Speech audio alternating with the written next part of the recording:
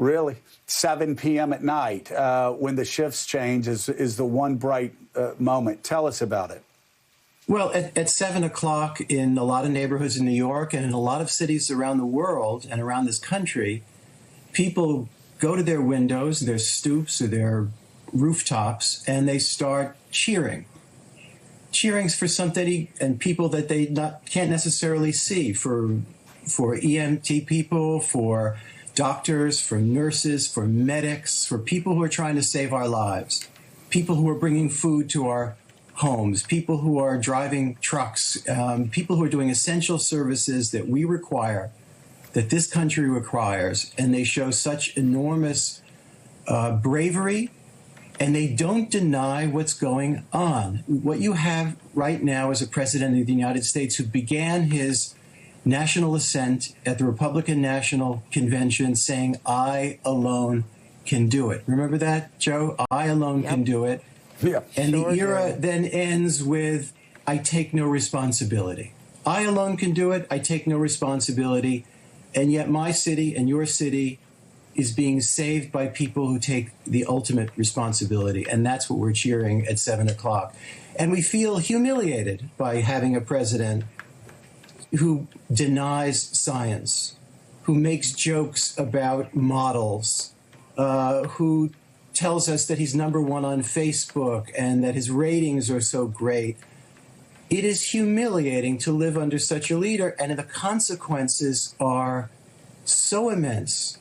What David Ignatius was describing with the captain of that aircraft character was just one anecdote, one humiliating anecdote in 1,000. Every book that's been written, every honest book that's been written about the Trump administration describes this. One incident after another of a nation being led by an empty soul, by someone who denies science, who mocks science, who chooses to humiliate the press rather than to tell the truth to the American people. That is a presidency with consequences in human lives, in national spirit, and so at 7 o'clock we cheer its opposite. So, David, you wrote such a prescient warning. We've talked about it. The night of the election, the night that Donald Trump got elected president of the United States.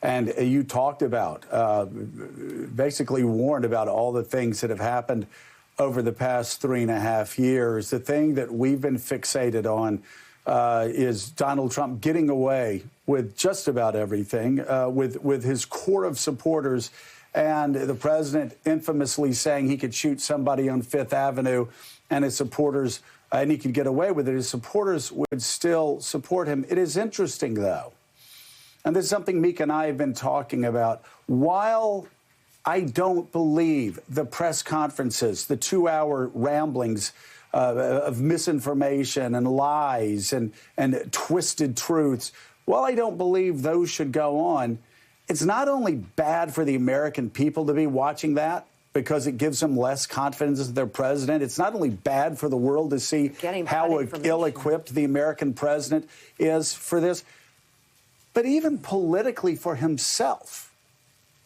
It is bad for him. It serves nothing but his ego. And you look at a poll out of Florida where he's losing to Joe Biden by 6 points.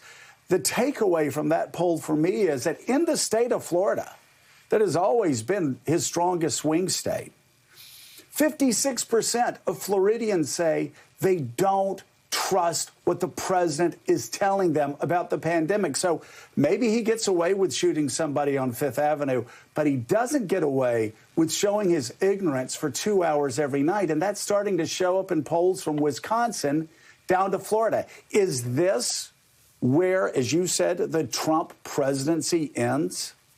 Well, I don't know. The Trump presidency ends when it ends. I mean the era of self-confidence and that I alone can fix it. I think the air has come out of that. Well, that's what I meant. I'm sorry.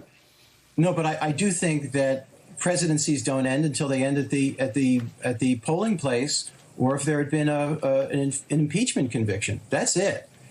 And so if we've learned anything in this era, it's that Trump's capacity to mobilize his base is remarkable. Look, if you go on any social media, if you go on Twitter, for example, and you plug in the word Fauci, for example, don't expect to see all heroic comments about Tony Fauci and his ability to tell the truth. You will see, not that Twitter is necessarily a poll, but it does tell you something.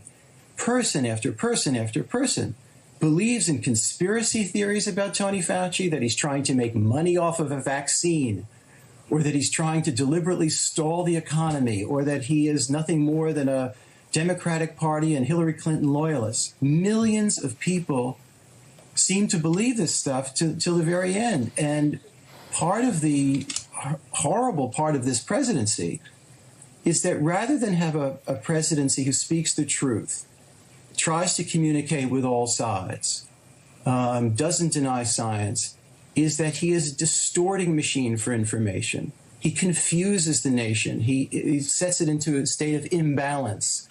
David Ignatius was describing the situation on the aircraft carrier. Why did that Secretary of the Navy behave the way he did? Because he felt he was expected to by the culture of the Trump presidency. And the people that were willing to defy that, or even finesse it, are gone. They're all gone. They were fired. Month after month, we talked about, the so-called grown-ups in the room. There were people that I didn't agree with on policy, God knows. But these were people who were capable of, or try to rein in, a president who is as bad can be. And those people are gone. And here David, is where we are paying the price. Yeah, David Remnick, one of the starkest examples of that has to do with the Secretary of Health and Human Services, who really should be at the forefront of this crisis instead of the president's son-in-law, who last time we checked was trying to bring about Middle East peace. And so you have the Secretary Which seems of to be Health funny, and Human but it's Services. not funny. Yeah, so you have the Secretary of Health and Human Services in early January, I think it was January the 3rd, perhaps it was January the 1st, was warned by the CDC of this coming virus, of the coronavirus. And of course, the intel agencies were warning the president in early February. According to reports, it took the Secretary of Health and Human Services 2 weeks to get Donald Trump on the telephone to warn him of the coming epidemic, soon to be pandemic, because he had a bad relationship with Donald Trump, who was angry at him because he had suggested that flavored vaping be banned. And when he finally got the president on to talk about the coronavirus sweeping the globe and the dangers to the United States, and this fear that he said the year before had kept him up at night, the president didn't want to talk about the coronavirus. He was angry at him and asked, when are we going to have flavored vaping products back on the market? And afterwards, the Secretary of Health and Human Services asked an associate, because he was so worried, how do I communicate with him? How do I get the truth to him? How do I get him to understand this?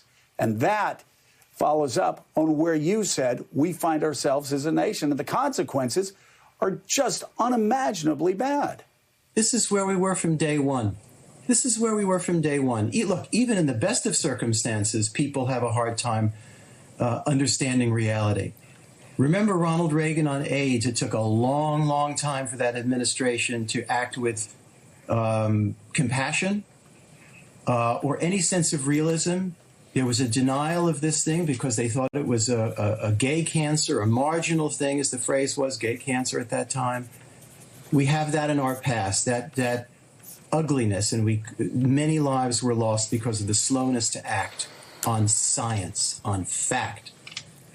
Look at what's in our future and in our present in terms of climate change, denialism. That's the phrase of Michael Spector's great book on this, our human capacity to deny what is in front of our face. We will look at the price that we are already paying for the denialism of climate change. Again, these are scary issues, but these are the issues that adult politicians, whether they're Democrats or Republicans, must take on. It's not as if these warnings came in January. Fauci and other scientists have been talking about the potential for a pandemic to do this kind of damage for years. For years.